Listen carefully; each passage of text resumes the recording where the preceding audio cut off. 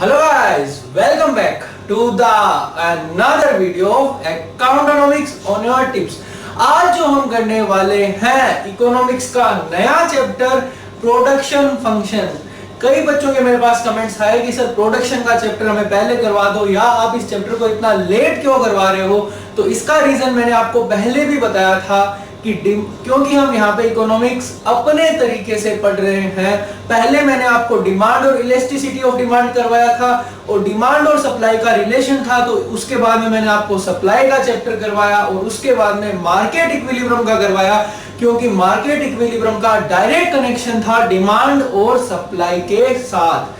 और आज जो हम करेंगे प्रोडक्शन फंक्शन करेंगे। कई सारी चीजें हम इस चैप्टर की आज डिस्कस करने वाले हैं, तो आप इस वीडियो को लास्ट तक जरूर व्यू करना। इस चैप्टर में लो वेरिएबल प्रोपोर्शन आएगा, इस चैप्टर से रिलेटेड कई सारे प्रैक्टिकल क्वेश्चन आने वाले हैं, तो उन सबका बेस आज के ऊपर डिपेंडेंट है, तो ये वीडियो आप जरूर व्यू करना। तो आइए अब विदाउट वेस्टिंग टाइम हम स्टार्ट करते हैं। सबसे पहले प्रोडक्शन की डेफिनेशन, और प्रोडक्शन का मतलब आपको खैर पता ही है कि किसी भी चीज को प्रोड्यूस करना, लेकिन इकोनॉमिक्स में हम इसकी डेफिनेशन अलग वे में लेते हैं। तो प्रोडक्शन का मतलब होता है refers to the transformation of inputs into output. Inputs को आउटपुट में कन्वर्ट कर देना, वही हमारा प्रोडक्शन होता है। सर समझ में नहीं आया, एग्जांपल दो। अरे लो एग्जांपल भी लिख रखा है मैंने।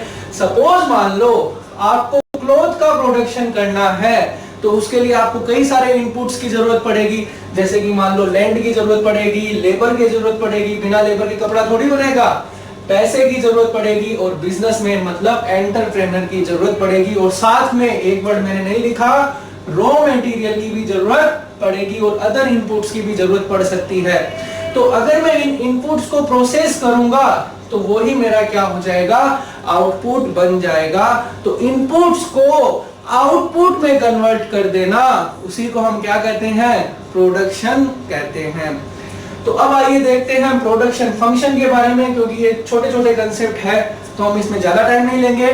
तो प्रोडक्शन फंक्शन की जो डेफिनेशन है सेम यही है, बस कुछ भी नहीं है कि is an expression of technological relationship between physical input and output. यहाँ पे टेक्नोलॉजिकल रिलेशन भी हो सकता है, मैथमेटिकल रिलेशन भी हो सकता है। इनपुट और आउटपुट का मैथमेटिकल रिलेशनशिप, अगर मैं इसको मैथमेटिकल टर्म में डिफाइन कर दूं तो वो ही मेरा क्या हो जाएगा, प्रोडक्शन फंक्शन हो जाएगा। तो यहाँ पे मैंने उसके लिए लिख भी रखा है, आउटपुट ऑफ एक्स बराबर होगा फंक्शन ऑफ इनपुट नंबर 1, 2, 3 और इनपुट नंबर n। तो सर समझ में नहीं आया, वापस आप हमें एग्जांपल दो। तो ये लो, इसके लिए भी एग्जांपल है कि सपोज मान लो 300 चेयर्स का प्रोडक्शन हो रहा है, तो 300 चेयर्स आपका आउटपुट होगा बराबर 7L। 7L का मतलब ये है इनपुट नंबर 1 और 2K का मतलब है इनपुट नंबर 2। तो 7 यूनिट लैंड की है यहाँ पे और 2 यूनिट कैपिटल की है। तो कहने का मतलब है कि if the producer use 7 unit of labour and 2 unit of capital, then maximum of 300 chairs can be produced. तो प्रोडक्शन फंक्शन को हम इस तरीके से लिख सकते हैं। अब प्रोडक्शन फंक्शन भी दो टाइप के होते हैं, शॉर्ट रन, लॉन्ग रन।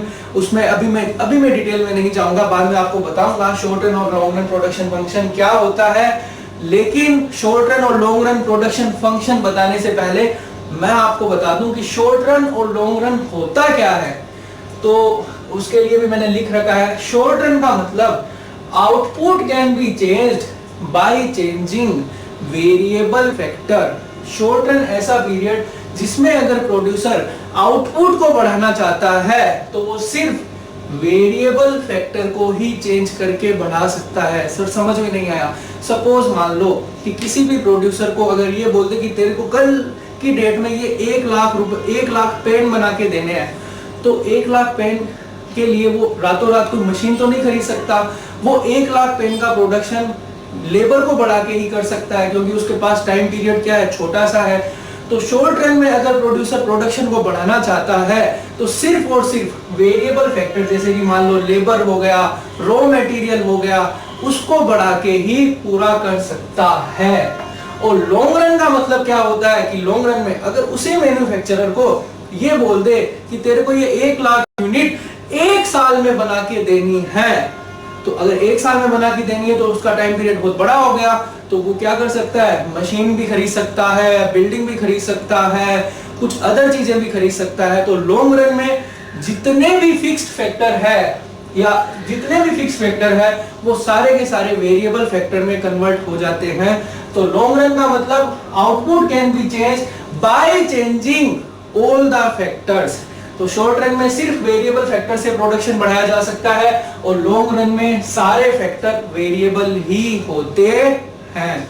तो दूसरा आप क्लासिफिकेशन अपने आप ही समझ गए होंगे कि दो इसके फैक्टर होते हैं, शॉर्ट रन के फिक्स फैक्टर और वेरिएबल फैक्टर, और लॉन्ग रन में सारे ही फैक्टर क्या होते हैं, वेरिएबल होते हैं। तो ये था शॉर्ट रन और लॉन्ग रन के बारे में। 3 to 4 मार्क्स का कई बार ये क्वेश्चन आ जाता है, बड़ा सा आसान है। तो इसी डेफिनेशन में, शॉर्ट रन और लॉन्ग रन की डेफिनेशन में ही आपका एक दूसरा कंसेप्ट छिपा हुआ है, वो है फिक्स्ड फैक्टर और वेरिएबल फैक्टर, जो मैं ऑलरेडी अभी डिस्कस कर चुका हूं। तो फिक्स्ड फैक्टर का मतलब ऐसे फैक्टर जिनको आप अब जैसे देखो, कंफ्यूज मत होना, फिक्स्ड और ये वेरिएबल है, तो अब इसको रिलेट करो शॉर्ट रन और लॉन्ग रन से। तो देखो, फिक्स्ड फैक्टर का मतलब है which can not be change in the short run, जिनको छोटे टाइम पीरियड में चेंज नहीं किया जा सकता। जैसे कि मान लो प्लांट, मशीनरी, आप इसको छोटे टाइम पीरियड में चेंज नहीं कर सकते। और वेरिएबल फैक्टर को चेंज कर सकते हो शॉर्ट रन में, जैसे लेबर है उसको बढ़ा सकते हो, घटा सकते हो। तो इसको आप शॉर्ट रन और लॉन्ग रन से रिलेट कर लो तो दोनों का अपने आप ही डेफिनेशन आ जाएगी। और इसका जो दूसरा एग्जांपल है वेरिएबल फैक्टर के एग्जांपल है, जैसे कि रॉ मटेरियल, पावर। तो रॉ मटेरियल का मतलब जिसको आप छोटे टाइम पीरियड में चेंज कर सकते हो। अगर आप 1000 यूनिट इस पेन की बनाते हो तो रॉ मटेरियल थोड़ा कम लगेगा, 2000 बनाओगे तो थोड़ा और ज्यादा लगेगा, 3000 बनाओगे तो थोड़ा और ज्यादा लगेगा। मतलब ऐसे फैक्टर जिनको आप बार बार चेंज कर सकते हो, मतलब दे change with change in output. Output बढ़ेगा तो रॉ मटेरियल बढ़ेगा, आउटपुट घटेगा तो रॉ मटेरियल घटेगा। मतलब आउटपुट के प्रोपोर्शन में ये घटता या बढ़ता है। लेकिन फिक्स फैक्टर जैसे मशीनरी, बिल्डिंग, उनका आउटपुट से कोई लेना देना नहीं है। They do not change with the change in output. तो ये था फिक्स्ड और वेरिएबल फैक्टर के बारे में, जिनको आप शॉर्ट रन या लॉन्ग रन से रिलेट कर सकते हो। दोनों लगभग एक जैसे से ही हैं। तो ये थी इसकी डेफिनेशन। अब मैं वो बताता हूं कि जो मैं आपको बात कर रहा था कि प्रोडक्शन फंक्शन शॉर्ट रन भी हो सकता है और लॉन्ग रन भी हो सकता है। इससे ये सारी चीजें आपको समझ में आ जाएंगी। एक बार पेशेंसली देखना कि अगर कोई प्रोड्यूसर, जैसे मैंने यहाँ पे क्या कर दिया, 400 चेयर्स कर दिया और ये कर दिया 7L और 2K और ऊपर लगा दिया मॉड्यूलस। अगर कोई प्रोड्यूसर 300 की जगह 400 चेयर का प्रोडक्शन करना चाहता है शॉर्ट रन में, कौन से रन में, छोटे टाइम पीरियड के अंदर, तो वो सिर्फ कौन से फैक्टर को चेंज कर सकता है, वेरिएबल फैक्टर, मतलब लेबर वगैरह को ही बढ़ा के कर सकता है। बाकी सारे फैक्टर उसको क्या रखने पड़ेंगे, फिक्स रखने पड़ेंगे। तो इसका मतलब यह है कि producer can produce 400 unit of chairs with the help of 10 unit of labour and 2 unit of capital. Capital यहाँ पे क्या रह रही है, फिक्स रह रही है, क्योंकि शॉर्ट रन में जो ये कैपिटल रहेगी वो क्या रहेगी, फिक्स रहेगी, या फिर कोई अदर फैक्टर होगा वो क्या रहेगा, फिक्स रहेगा। तो इसलिए यहाँ पे इसके पे मॉड्यूलस का साइन लग गया।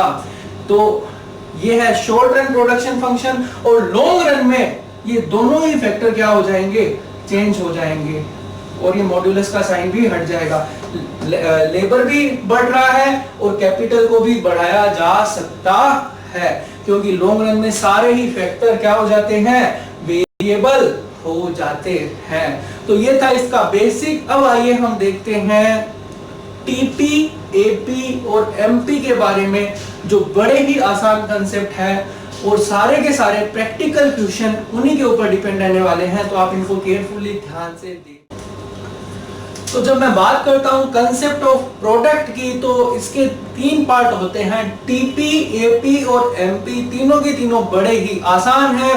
चैप्टर नंबर 2 के अंदर जो आपने टीयू और एमयू किया था, ये उसी की थोड़ी थोड़ी याद दिलाएगा। लेकिन हम यहाँ पे प्रोडक्शन के नजरिए से देखेंगे तो सबसे पहले देखते हैं प्रोडक्ट का मीनिंग क्या होता है। Total volume of goods produced by the firm, जो भी फर्म ने टोटल प्रोडक्ट जो भी फर्म ने प्रोडक्शन किया उसी को हम क्या बोलेंगे, प्रोडक्ट बोलेंगे, during a specified period of time. तो इसकी तीन कैटेगरीज होती है। पहली टीपी, टीपी का मतलब total quantity of goods produced by the firm, firm ने टोटल मिलाकर जितना भी प्रोडक्शन किया उसी को हम टोटल प्रोडक्ट बोलेंगे।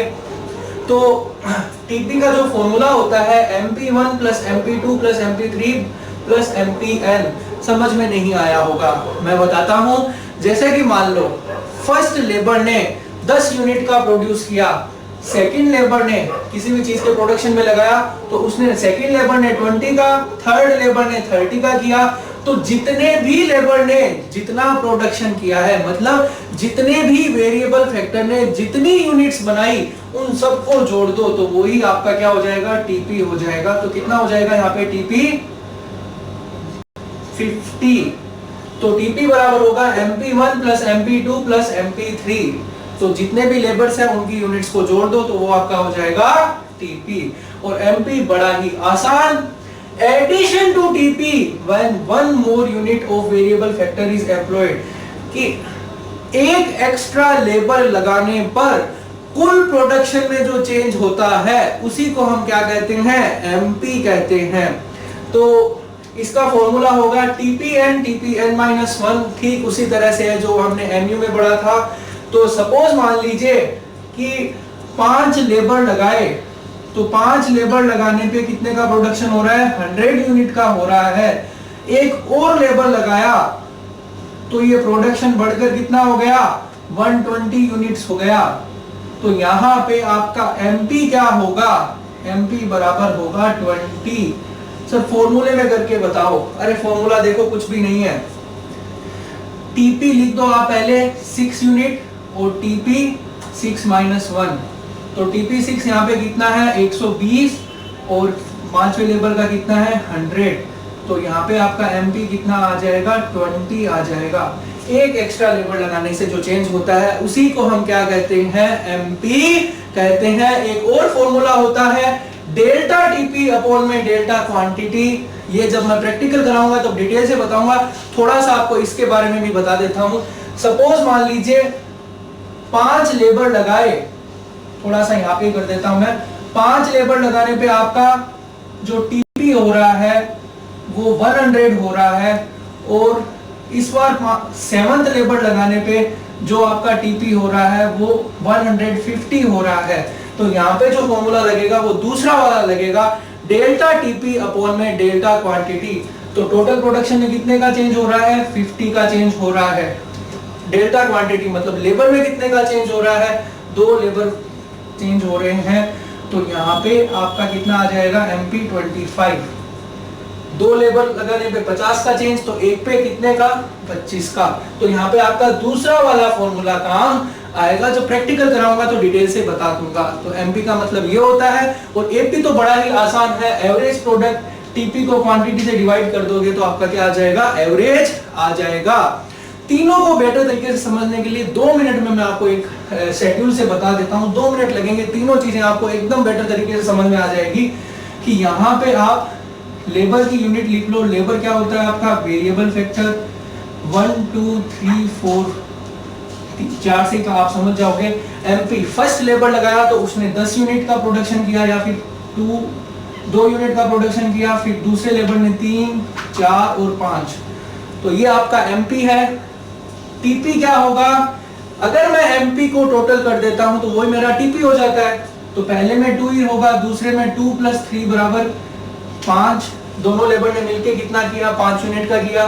फिर तीनों लेबर ने मिलके कितने का किया, 5 + 4 9, और फिर 9 + 5 बराबर 14।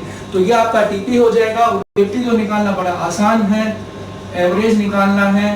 पहले का 2 / 1, दूसरे का 5 / 2, और थर्ड का 3, और फोर्थ का 3.5। इस तरीके से आप ये निकाल सकते हो। जब पूरे प्रैक्टिकल क्वेश्चन कराऊंगा तो डिटेल से आपको बता दूंगा। तो ये था इस हमारे पूरे के पूरे चैप्टर का इंट्रोडक्शन। नेक्स्ट वीडियो बहुत इंपॉर्टेंट होने वाला है जिसमें हम लो वेरिएबल प्रोपोर्शन करेंगे, जो एग्जाम में 5 to 6 मार्क्स का आता है, तो आप उस वीडियो को मिस मत करना। तो लास्ट में मैं आपको यही बोलूंगा कि अगर आपको ये वीडियो पसंद आया तो प्लीज इसे लाइक कीजिए, सब्सक्राइब कीजिए, ज्यादा से ज्यादा शेयर कीजिए, क्योंकि इस स्टेशन में मैं आपको सिर्फ कंसेप्ट ही नहीं बता रहा, कंसेप्ट के साथ साथ सारी चीजें करवा रहा हूं। तो टिल देन हंसते रहिए, मुस्कुराते रहिए, but don't forget to subscribe my channel because a lot of thing is going to happen in the forthcoming days. Till then, thank you guys.